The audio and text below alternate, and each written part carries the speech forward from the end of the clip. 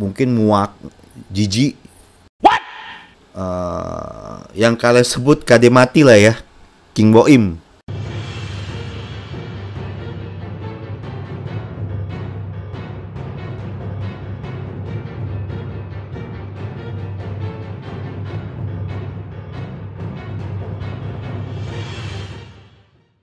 Yuk gengs, balik lagi sama uncle kalian hari ini. Hari ini kita mau bahas apa?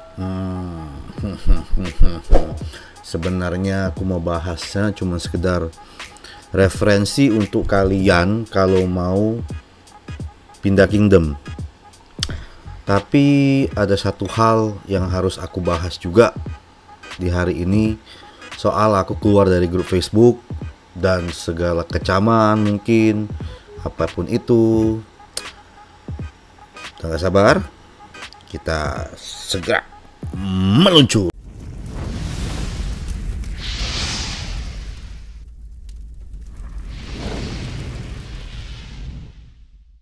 Oke, aku akan mulai dari yang pertama.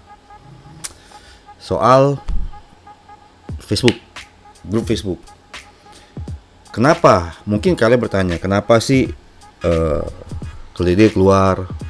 Terus juga aku ada lihat tadi di grup satu lagi ada yang ngirim kayak lagu gitu ya, ngomongin soal orang yang dulu menginspirasi bla bla bla, tapi sekarang udah berubah bla bla bla. Ya mungkin ada beberapa hal yang harus aku sampaikan ke kalian. Dan juga sebenarnya aku juga nggak mau ngebahas ini di kontenku gitu loh, karena ini juga bakal menjadi drama lagi buat kalian. Tapi ya oke, ini aku last lah ya, aku ngediscuss masalah ini ya, karena yang aku tahu kalimat bukan kalimat sih, perpisahanku, postingan aku keluar dari grup dihapus sama admin gitu loh. Aku juga bingung adminnya seperti apa, apakah sebenci itu sama aku, apakah takut akan mempengaruhi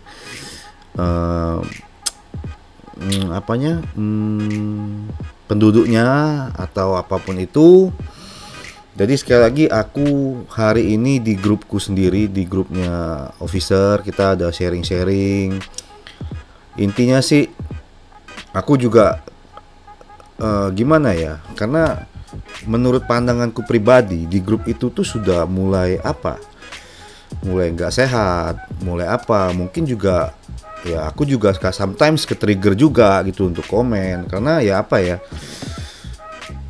mungkin buat teman-teman yang lain di sini aku tekenin sekali lagi, aku tuh nggak ada masalah sama 1945, aku nggak ada masalah sama KD Indonesia, aku nggak ada masalah sama semua kingdom. Cuman kebetulan ada yang orang-orang tertentu yang aku tuh paham dan aku tahu, dan aku tuh nggak tahan dengan netizen yang dengan semua maha benarnya, dengan semua junjungannya. Jadi aku juga gak tahan daripada aku menjelekkan nama PLA atau KD 1664 dengan jari-jariku, dengan omonganku yang nanti akan kasar atau apapun itu. Lebih baik aku keluar dari grup dan aku gak mau ngikutin lagi. Ya sometimes aku masih ada grup satu lagi kok. Nah ini buat kalian ya, kalau kalian mau join itu di grup yang baru ini, itu khusus gibah sebenarnya. Dan situ tidak ada mute admin apapun itu, tidak ada, bebas semua. Mau sometimes kita grup udah banyak isi, mau dikatain mau di report pun ya sudah, nggak apa-apa kita, karena cuma have fun aja di situ. Nggak ada, kalau mau berdebat situ tapi tolong jangan sara, jangan menghina real life orang, bawa-bawa real life orang, karena itu menurut saya nggak bagus banget. Oke, karena aku juga ngelihat admin di sebelah juga kayaknya ya berat sebelah lah ya. Aku ada beberapa tadi lihat juga postingannya rasis, ngatain Cina lah, sipit lah, segala macem, numpang hidup di Indo. Dari kita semua di game ini kita nggak ada yang rasis. Semua teman, boleh tanya teman-teman di real life-ku yang di game pun banyak yang Muslim, Katolik, Kristen, Hindu pun ada. Semua aku lengkap, semua aku berteman, tidak pandang kaya, tidak pandang sederhana, semua aku berteman. Dan boleh dicek semua chat yang masuk ke The Devil itu semua aku bales, kecuali aku lagi nggak balas, lagi war atau lagi aku sibuk, lagi sakit kepala, dan itu pun jarang banget. Boleh dicek. Jadi aku tuh nggak ada intens mau ada rasis atau apapun, tuh nggak ada. So mungkin itu aja. Aku juga mungkin muak, jijik ngebaca yang hal-hal seperti itu. Jadi daripada aku seperti itu, lebih baik keluar ya. Oke, bahasan untuk grup FB-nya sudah selesai. Kita mulai ke materi untuk pembahasan kita hari ini. Jadi gini, Lilith ini akan ada perubahan sistem MGE update ya. Ini update-nya ya, perubahan sistem MGE dan perubahan sistem Wheel of Fortune, WOF, dan nanti juga akan ada Legendary Tavern. Dan itu semua terjadi untuk Season of Conquest, di mana LVD sudah dilewati satu kingdom. Jadi sudah masuk ke Season of Conquest. Update-nya tanggal 8 bulan 3 kalau nggak salah. Aku buka dulu ya kalau nggak salah ya. Jadi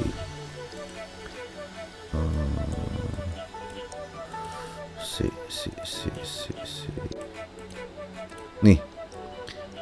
Nah, di sini ada Wheel of Fortune dan McT setelah Season of Conquest. Oke. Nah, sini aku akan menjelaskan kepada kalian semua. Jadi dengan ada perubahan sistem MGE dan Wheel ini sudah tidak ada, tapi mungkin teman-teman sebelum dia update ini masih keburu lah ya, dari KD muda mau ke KD tua, mau stay dulu untuk ngambil Legendary Tavern atau apapun itu, nanti balik lagi masih bisa, karena setelah update nanti yang tua bisa ke muda, yang muda tidak bisa jumping keluar ke tua. Jadi mungkin dengan adanya perubahan sistem MGE dan sistem Wheel of Fortune ini, itu nanti akan ada perubahan, bukan perubahan sih, tujuan migrasi itu sudah akan berubah. Dalam arti gini, kalau dulu banyak orang berlomba-lomba ke jumping ke KD tua, KD ini ngambil hero. Tapi kedepannya ini sudah disamakan semua di semua Season of Conquest. Jadi menurutku untuk migrasi itu kita akan mencari bukan kingdom atau dengan hero apalagi, bukan lagi itu, tapi yang kita cari ada rumah baru yang mana kita akan stay untuk mungkin selamanya sampai pensi atau sampai apa di situ. Nah, hari ini aku akan jelasin ke kalian, itu ada dua macam, menurutku ada dua jenis kingdom utama. Nah, ini harus kalian paham. Di sini ada namanya sistem yang pertama ya, aku udah ada sistem council. Apa itu sistem council? Jadi dia tuh tidak ada kingnya itu rolling. Kingnya rolling. Jadi saya kasih contoh satu kingdom, misalkan kingdom 10, 70 misalkan. Terus berapapun itulah. Dia ada 4 main alliance A, B, C, D. Jadi tiap-tiap alliance ini akan menaruh satu orang councilnya di satu grup. Jadi untuk semua keputusan kingdom itu akan melalui voting. Kelihatannya seperti itu, melalui voting. Jadi saranku sebaiknya satu kingdom itu harus mempunyai council yang ganjil 1, 3, 5. Karena apa? Kalau satu bukan council ya, satu tuh king, 3 atau 5. Karena apa? Kalau jumlahnya genap itu akan bisa deadlock, ada kemungkinan deadlock. Tapi kalau councilnya ganjil, itu kemungkinan besar akan ada keputusan satu. Bagusnya apa sistemnya di sini? Bagusnya apa? Yaitu masing-masing council punya masing-masing suara dan kepentingan yang bisa disampaikan di situ. Tapi ada jelek, ada kekurangannya juga. Banyak kepala yang menentukan itu bakal bisa terjadi ketidakpuasan. Ini menurutku ya, banyak kepala akan menjadi ada yang tidak puas. Tapi apabila komitmen yang dijalankan di suatu kingdom dengan sistem council itu dijalankan dengan baik, dengan hati legowo, semua harus menerima, itu akan menjadi suatu kingdom yang baik. Nah, jadi untuk sistem council mungkin itu yang bisa aku share ke kalian. Yang kedua itu ada sistem king. Sistem king ini saya kasih contoh yang kalian sebut KD mati lah ya, King Boim KD mati. Sistemnya otoriter, sistemnya apa ya, komunisme atau apapun itu. Boim king yang kejam, kalian tidak tahu. Di dalam kingnya KD-nya si Boim sendiri, Boim itu bisa mengatur gitu loh. Bisa mengatur masing-masing orang di divisi masing-masing. Seperti juga halnya dengan 1664 juga. Itu sistemnya kalau kita sistemnya ini king secara untuk bear itu king kita, tapi R5 untuk LT itu dirotasi. Masing-masing juga punya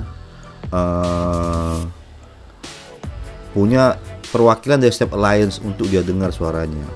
Nah, bagaimana sistem di kingdom yang dengan menggunakan sistem satu king? King nggak ada dua, karena seperti kalian tahu pepatah kan, tidak bisa dua matahari menyinari satu bumi ya, atau apa itu ya?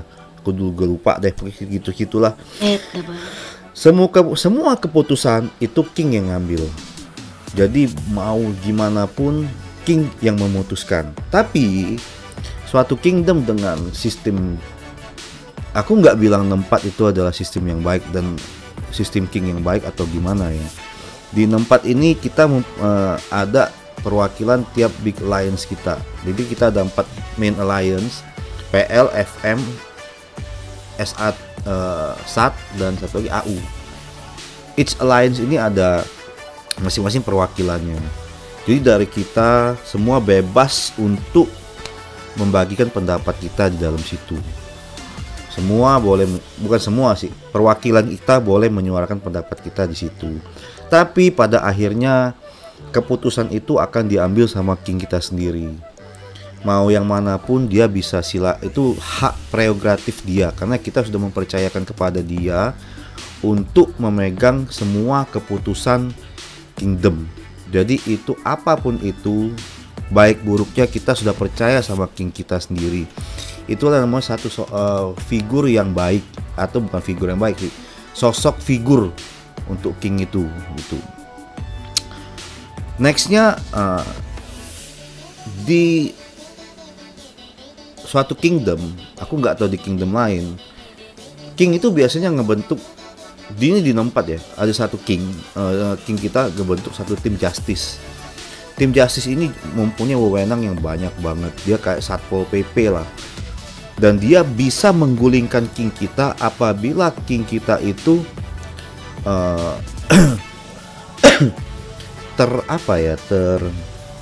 terindikasi akan menghancurkan kingdom kita sendiri.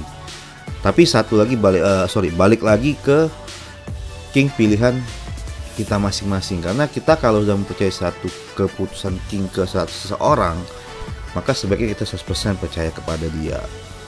Nah, justice ini pun dia bukan membela sih, maksudnya mengkontrol pelanggaran-pelanggaran seperti MGE, mostly si MGE, tapi juga ada ketika di LK ada yang nakal, ada yang apapun itu tugas justice semua. Seperti contoh kemarin yang bikin kita semua sakit hati, Sarang yang niatnya cuman iseng lewat